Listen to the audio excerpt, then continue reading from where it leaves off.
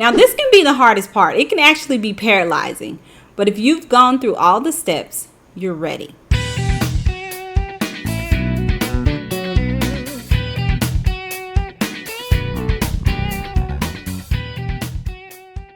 Hi, I'm Angela Murray, SHRM SCP, SPHR, and your favorite HR exam coach.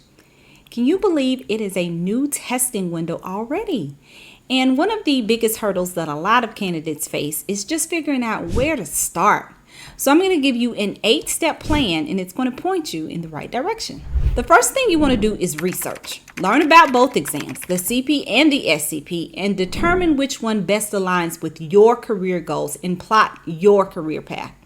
Then you want to check the eligibility requirements for both exams to make sure that you meet those requirements, but also take into consideration your work experience and your current HR responsibilities. You want to make sure that it aligns with what you're currently doing or where you're trying to go in your career development. You can just go to the SHRM website, go to the certification tab, and then it's going to give you more information about SHRM CP and the SCP. Based on what you find there, you consider the benefits of each certification and take into consideration, again, your aspirations, your current role, your future career path within HR, and then plot your path based on those certification requirements. The next thing you should do is download the SHRM BASK. Now, I know you've probably already heard me say this a million times, and you're probably going to hear me say it a million more times. But the BASK is your study roadmap. It outlines everything you're going to be tested on. It shows you how the test writers are going to expect you to show proficiency in each area, and it really should be the foundation of your study plan. Get familiar with the exam content. You don't want to be blindsided. This is what nearly sidelined my entire certification process. I was completely unaware of the exam setup. I didn't understand the kind of questions that I would be asked. And to be honest, I underestimated the entire exam initially. But you can avoid that. Go to the SHRM website, read about the certification process, the exam format, get all the application details. Then you can join some social media groups. There will be recent test takers there. They oftentimes detail their entire experience, and that's going to help you to understand what you're up against. Then you can watch some YouTube videos. There are a lot of YouTubers here who detail their exam experience, and that's going to be very helpful for you on your journey. The next thing you need to do is create your study plan. Develop a study schedule that is realistic and complements your existing schedule. Don't be overzealous. You need to start by examining your day-to-day currently and then determine the amount of time that you can devote each day realistically. If you only have 15 minutes on Mondays, that's fine. That can work. You can still use those 15 minutes. You can make that the day that you do practice questions or that you review flashcards. If your weekends are generally free, then make that the time that you introduce new concepts and that you do in-depth studying. If you know that you're going to be wiped out after work every day, allow some time in there for you to recover. It may take an hour, it may take 2 hours, but make sure you're in the right headspace before you start studying. Some days you may only commit to answering 5 practice questions a day. Anything can be accommodated as long as you allot the correct amount of time for that day. Your schedule is going to dictate the amount of time that you're going to need to study, so you need to be realistic. If you can only study 30 minutes a day, then obviously you're going to need more time. You're going to need more months to study. But the point is to be realistic. Don't set yourself up for guilt and set yourself up for stress. Allow yourself the time that you need realistically. And then based on that timing, you can, break your material down into different milestones that allows you to cover all of the material. Also, make sure you have some contingencies in there. Some days you're just not going to feel like it. And if you miss 1 or 2 days, that shouldn't throw you completely off track. Go ahead and build in some recovery time. Incorporate some different kinds of study methods in your plan so that you can identify first which learning style is best for you, but also so you just don't get burnt out. The point of the study plan is to build something that you can actually follow that is going to make you successful on test day. Next is the good part. It is time for the study materials. The first question that comes up whenever the SHRM study material is mentioned to me is, do I need SHRM's learning management system? The definitive answer is no. You can definitely be successful without the LMS. In fact, most of my students come to me because they're not using the LMS.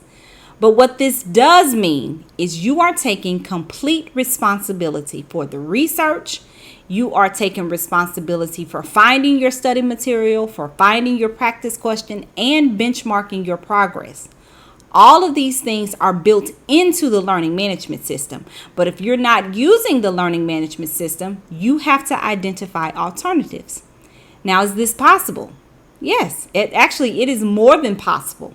But it does mean you need commitment and you have to have determination. So when I say gather your study material, I mean all of this. You need a credible reading source. Actually, you need 2 reading sources. You're going to need reading sources from 2 different authors. The varied perspective is going to be very helpful, especially without the LMS. You're going to need a source for full-length exams as well as your practice quizzes.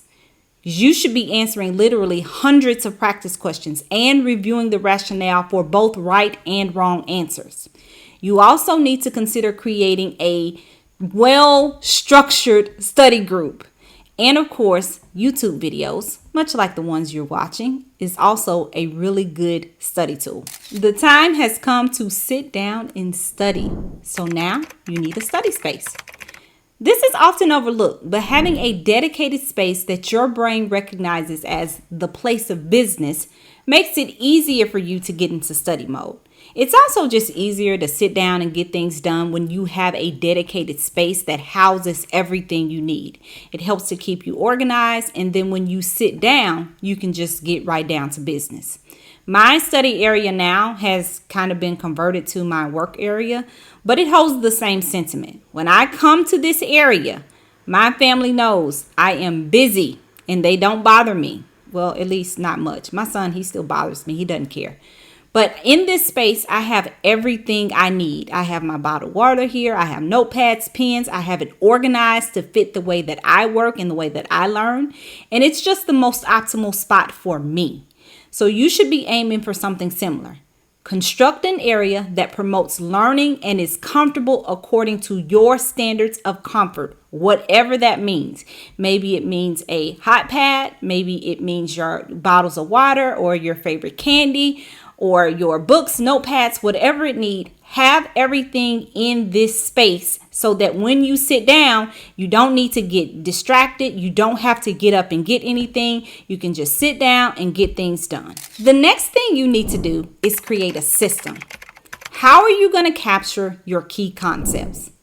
The reason that that's important in the beginning is because these notes are going to become your on-the-go study source, number one. But the most important reason is that when time starts to wind down, these notes are going to be your lifeline. At 2 to 3 weeks out, you're not going to be learning new concepts. You're not going to be reading chapters. You're going to be relying on the notes that you've captured to reinforce the key concepts and to help you with the application of those concepts. Remember, the SHRM exam is not a test of memorization. So mapping these key concepts in a way that works for you is going to be very important, and you need to start from the beginning. So decide whether you are going to speak your notes into a recorder to listen to later, or are you going to choose handwritten highlight notes, or are you going to use digital infographics? Are you going to be mind mapping, or are you going to use thought bubbles? Whatever it is, decide what works for you and start from the beginning. And finally, all that's left is to set your date. Now, this can be the hardest part. It can actually be paralyzing. But if you've gone through all the steps, you're ready. Setting the date just represents your commitment. It gives you something to work toward. Just remember when you're setting your date to keep your study plan in mind and align the date with your study plan to make sure you have plenty of time, you don't get stressed, and you can be successful. If you've recently taken the exam, or if you're starting the study and you have more questions, leave it in the comments. I am eager to answer, and you may get some answers back from some recently certified professionals or someone who is in the same boat. Remember, we are all in this together. See you next time. Bye.